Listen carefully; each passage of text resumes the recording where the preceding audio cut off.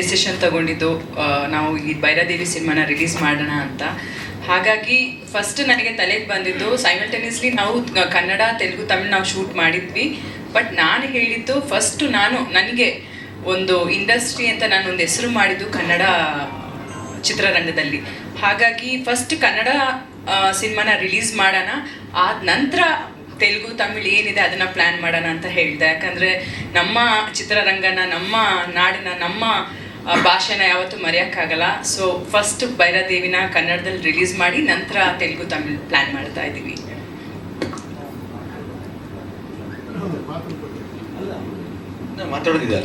ಅಲ್ಲ, ನೀವು ಕೇಳಿದಕ್ಕೆ ಅಲ್ಲ, ಆ ಥರ ಅಲ್ಲ, ನಾವು ಭಾಳ ಮಾತಾಡಿದ್ದೀವಿ. ಈಗ ನಮ್ಮ ರಂಗಣ್ಣ ಫಸ್ಟ್ ಟೈಮ್ ಕಾಣಿಸ್ಕೊತಾ ಇರೋದು, ನಮ್ಮ ಮಾಸ್ಟರ್ ಫಸ್ಟ್ ಟೈಮ್ ಕಾಣಿಸ್ಕೊತಾ ಇದ್ದಾರೆ.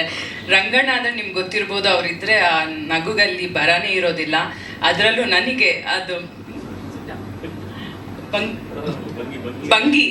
ಭಂಗಿ ಸೇದೋದು ಹೇಳ್ಕೊಟ್ಟು ಗುರುಗಳವರು ನನಗೆ.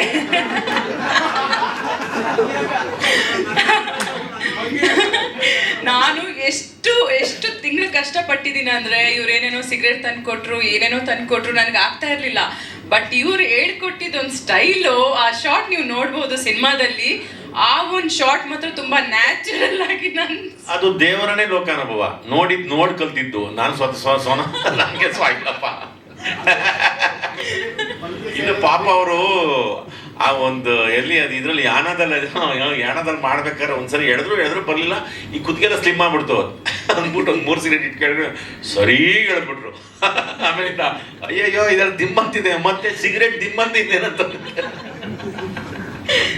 ಹಾಗೆ ನನ್ನ ಗುರುಗಳು ನೀವು ಆ ವಿಷಯದಲ್ಲಿ ರಂಗಣ್ಣ. ಇನ್ನು ನಮ್ಮ ಮಾಸ್ಟ್ರು, ನನಗೆಲ್ಲೂ ಅವ್ರ ಬಗ್ಗೆ ಹೇಳ್ಕೊಳಕ್ಕೆ ನನಗೆ ಅವಕಾಶ ಸಿಕ್ಕಿರಲಿಲ್ಲ.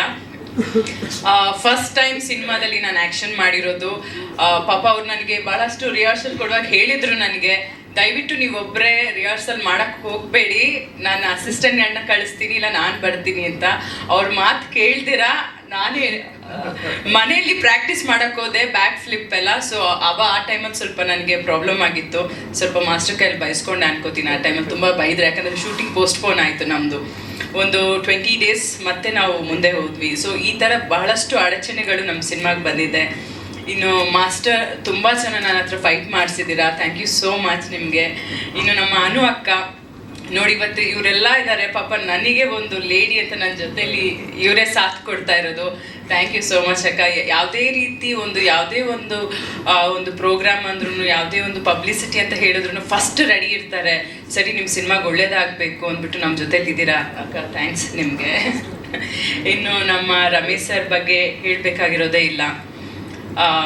ಕೆಲವು ಸೀನು ಅಂತೂ ಆ ಸೆಕೆಂಡ್ ಹಾಫಲ್ಲಿ ಇವ್ರು ಬಿಟ್ಟರೆ ಕಣ್ಣಿಗೆ ಅದು ಇನ್ಯಾರೂ ಕಾಣಲ್ಲ ಅನಿಸುತ್ತೆ, ಆ ಲೆವೆಲ್ಗೆ ಆ್ಯಕ್ಟಿಂಗ್ ಮಾಡಿದ್ದಾರೆ. ಮತ್ತು ಇವರು ಅಷ್ಟೇ ನಮಗೆ ಬಹಳ ಸಹಕರಿಸಿದ್ದಾರೆ. ಒಂದು ನಿರ್ಮಾಪಕಿ ರೀತಿಯಲ್ಲಿ ಒಂದು ಯೋಚನೆ ಮಾಡಿ ನಾನು ಮಾತಾಡಬೇಕು ಅಂದರೆ, ಒಂದು ಸಿನಿಮಾ ಮಾಡೋದು ಅಷ್ಟು ಈಸಿ ಕೆಲಸ ಅಲ್ಲ. ನಾವು ಒಂದು ಸಿನಿಮಾ ಮಾಡ್ತೀವಿ, ಅದನ್ನು ಸಿನಿಮಾ ಆದಮೇಲೆ ಅದು ಜನಗಳಿಗೆ ತಲುಪಿಸ್ಬೇಕು ಅಂದರೆ ಆರ್ಟಿಸ್ಟ್ಗಳ ಸಪೋರ್ಟ್ ಇಲ್ಲ ಅಂದರೆ ನಾವೇನೂ ಮಾಡೋಕ್ಕಾಗಲ್ಲ. ಇವತ್ತು ಆ ನಿಟ್ಟಿನಲ್ಲಿ ನಮಗೆಲ್ಲರೂ ತುಂಬ ಸಪೋರ್ಟ್ ಮಾಡಿದ್ದಾರೆ. ರಮೇಶ್ ಸರ್ ಇರ್ಬೋದು, ಅನು ಅಕ್ಕ ಇರ್ಬೋದು, ಮಾಸ್ಟರ್ ರಂಗಣ್ಣ, ನಮ್ಮ ನಿರ್ದೇಶಕರು. ನನ್ನ ಅಣ್ಣನ ಬಗ್ಗೆ ಹೇಳಬೇಕಿಲ್ಲ ಅಂದರೆ ಮನೇಲಿ ಹೋಗಿ ಬೈತಾನೆ, ಎಲ್ಲೋ ನನ್ನ ವಿಷಯನೇ ಮಾತಾಡಲ್ಲ ನೀನು, ನಾನು ಇಷ್ಟು ಕಷ್ಟ ಬೀಳ್ತಾ ಇದ್ದೀನಿ. ನನ್ನ ಅಣ್ಣ ಯಾದವಣ್ಣ ಇವರೆಲ್ಲ ತುಂಬ ಸಪೋರ್ಟಿವ್ ಆಗಿ ನಿಂತರು. ಇನ್ನೂ ಬಹಳಷ್ಟು ಜನ ಇದ್ದಾರೆ, ಎಲ್ಲರ ಹೆಸರು ಹೇಳೋಕ್ಕಾಗಲ್ಲ, ಕೆಲವು ಸಲ ಮರಿತೀವಿ ನಾವು. ಸೊ ಎಲ್ಲರೂ ತುಂಬ ಸಪೋರ್ಟ್ ಮಾಡಿದ್ದಾರೆ. ಸೊ ಅಷ್ಟೇ ಅಲ್ಲ, ಇವಾಗ ಈ ಥರ ಒಂದು ಸಿನಿಮಾ ಮಾಡೋದು ಅಷ್ಟೇ ಸುಲಭದ ವಿಷಯ ಅಲ್ಲ. ಫಸ್ಟ್ ನನಗೆ ಡೈರೆಕ್ಟ್ರು ನನಗೆ ಈ ಕತೆ ಹೇಳುವಾಗ ನಿಜಕ್ಕೂ ನಾನು ಕೇಳಿದ್ದು, ನನಗೆ ಹೆಣ್ಣು ಅಗೋರಿ ಅನ್ನೋದು ಕಾನ್ಸೆಪ್ಟ್ ನನಗೆ ಗೊತ್ತಿರಲಿಲ್ಲ. ನಾನು ಯಾವತ್ತೂ ಕೇಳಿರಲಿಲ್ಲ ಹೆಣ್ಣು ಅಗೋರಿ ಇದಾರ ಅನ್ನೋದೇ ನನಗೊಂದು ಆಶ್ಚರ್ಯದ ವಿಷಯ ಆಗಿತ್ತು. ಫಸ್ಟ್ ಬಂದು ಅವ್ರ ಕತೆ ಹೇಳುವಾಗ ನನಗೆ ಫಸ್ಟ್ ನಾನು ಹೇಳಿದ್ದು, ಈ ಸಿನಿಮಾಗೆ ಏನಾದರೂ ನಾನು ಸೂಟ್ ಆಗಿಲ್ಲ ಅಂದರೆ ದಯವಿಟ್ಟು ನೀವು ಬೇರೆ ಯಾರಾದರೂ ಹೀರೋಯಿನ್ನ ನೀವು ಹಾಕೋಬೇಕು, ನಾನು ಆ್ಯಕ್ಟ್ ಮಾಡಲ್ಲ, ಬರೀ ಪ್ರೊಡ್ಯೂಸ್ ಮಾಡ್ತೀನಿ ಅಂತ ಹೇಳಿದೆ. ಒಂದು ಫೋಟೋಶೂಟ್ ಆದಮೇಲೆ ನಿಜಕ್ಕೂ ನನಗೆ ಈ ಪಾತ್ರ ತುಂಬ ಇಷ್ಟ ಆಯಿತು. ಅಂದರೆ ನಾನು ಇಷ್ಟು ವರ್ಷ ಹಲವಾರು ನನ್ನ ಒಂದು ಕನಸಿತ್ತು, ಬೇರೆ ಬೇರೆ ರೀತಿಯಾದಂಥ ಪಾತ್ರಗಳನ್ನ ಮಾಡಬೇಕು ಅಂತ. ಬಟ್ ಈ ಥರ ಅಗೋರಿ ಪಾತ್ರ ಮಾಡ್ತೀನಿ ಅಂತ ನನ್ನ ಕನಸಲ್ಲೂ ಸಹ ಅಂದ್ಕೊಂಡಿರಲಿಲ್ಲ. ಇದೊಂದು ನನ್ನ ಬೆಸ್ಟ್ ಸಿನಿಮಾ ಆಗುತ್ತೆ ನನ್ನ ಲೈಫಲ್ಲಿ ಅಂತ ನನಗೆ ಒಂದು ಒಂದು ನಂಬಿಕೆ ನನಗೆ ಬರ್ತಾ ಇದೆ ಈಗ. ಯಾಕಂದರೆ ಈಗಾಗಲೇ ಕೆಲವರು ಸಿನಿಮಾ ನೋಡಿದ್ದಾರೆ, ಎಲ್ಲರೂ ಸಿನಿಮಾ ತುಂಬ ಚೆನ್ನಾಗಿ ಬಂದಿದೆ. ನಮ್ಮ ಪಾತ್ರಗಳು ನಂದಿರ್ಬೋದು, ರಮೇಶ್ ಸರ್ದಿರ್ಬೋದು, ಅನು ಅಕ್ಕಂದು ಪಾತ್ರ ಇರ್ಬೋದು, ರಂಗಣ್ಣನ ಪಾತ್ರ ಇರ್ಬೋದು, ಎಲ್ಲರೂ ತುಂಬ ಚೆನ್ನಾಗಿದೆ ಅಂತ ಅಪ್ರಿಷಿಯೇಟ್ ಮಾಡ್ತಾ ಇದ್ದಾರೆ. ಸೊ ಹಾಗಾಗಿ ಇದೇ ಅಕ್ಟೋಬರ್ ಶ್ರೀಜಯ್ ಅವರಿಗೆ ನಾನು ಥ್ಯಾಂಕ್ಸ್ ಹೇಳ್ತೀನಿ. ಯಾಕಂದರೆ ಅವ್ರು ಇಲ್ಲದೆ ಇದ್ದಿದ್ರೆ ಈ ಒಂದು ಭೈರಾದೇವಿ ಈ ಪಾತ್ರ ನಾನು ಮಾಡೋಕ್ಕಾಗ್ತಿರ್ಲಿಲ್ಲ, ಮತ್ತು ನನ್ನ ಸಂಸ್ಥೆಯಿಂದ ಇಂಥ ಒಂದು ಒಳ್ಳೆಯ ಸಿನಿಮಾ ತರೋಕ್ಕೂ ಆಗ್ತಾ ಇರಲಿಲ್ಲ.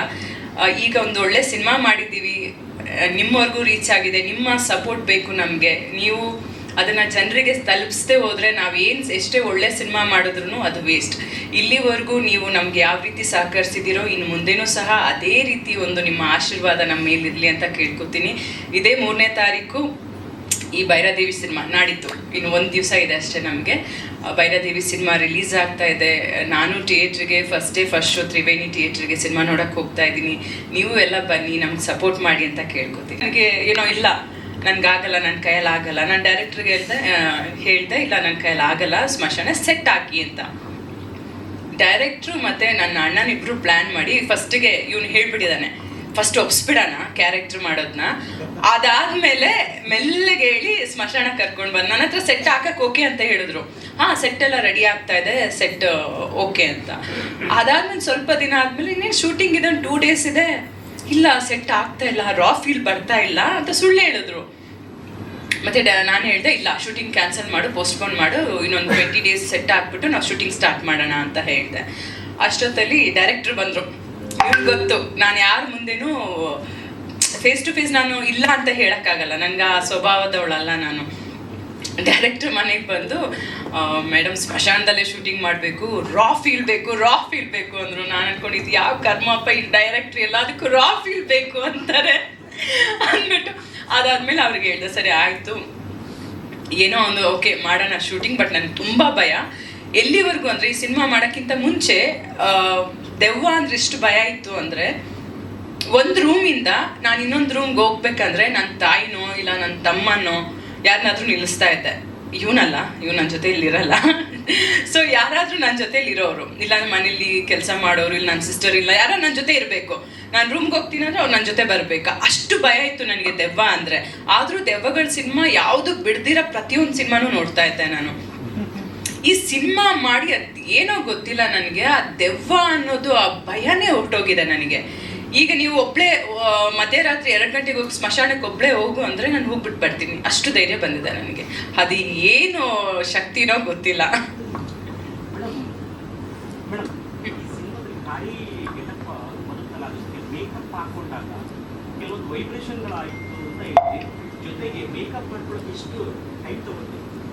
ಅಂದರೆ ಕೆಲವೊಂದು ಸಲ 4 hours 5 hours ಈ ಥರ ಟೈಮ್ ತೊಗೋತಾ ಇದ್ವಿ.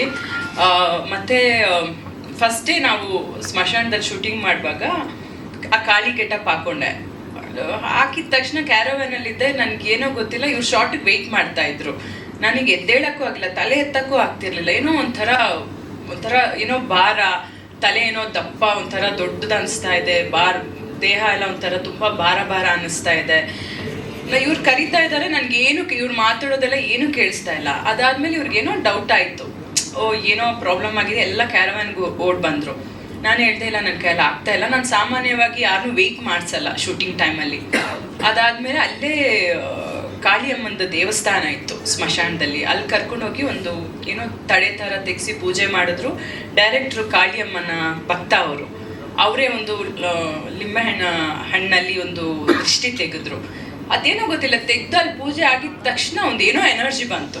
ಇಮ್ಮಿಡಿಯೇಟಾಗಿ ಶೂಟಿಂಗ್ ಹೋದ್ವಿ ಅಷ್ಟೇ. ಅದಾದಮೇಲೆ ನನಗೆ ಯಾವತ್ತೂ ಆ ಥರ ಪ್ರಾಬ್ಲಮ್ ಆಗಿರಲಿಲ್ಲ.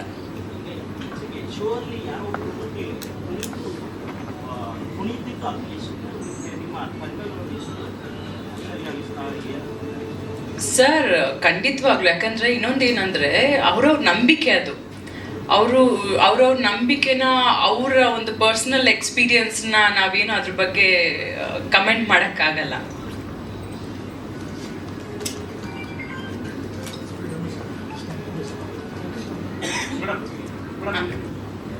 ಮೇಡಮ್ ಲಾಸ್ಟ್ ಒಂದು ಕಾಳಿ ಸಿನಿಮಾ ಅಗೋರಿ ಪಾತ್ರ ಮಾಡ್ತಿದ್ವಿ.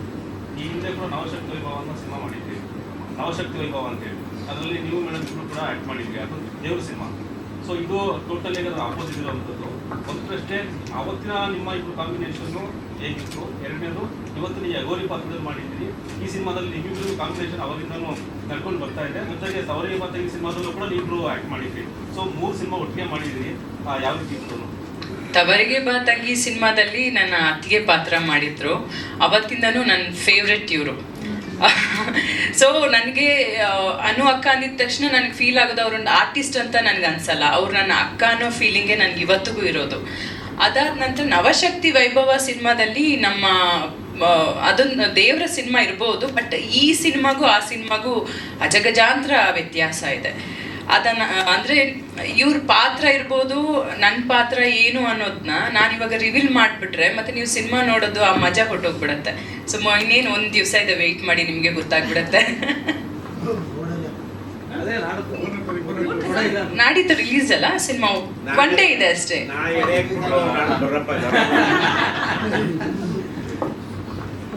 Thank you madam.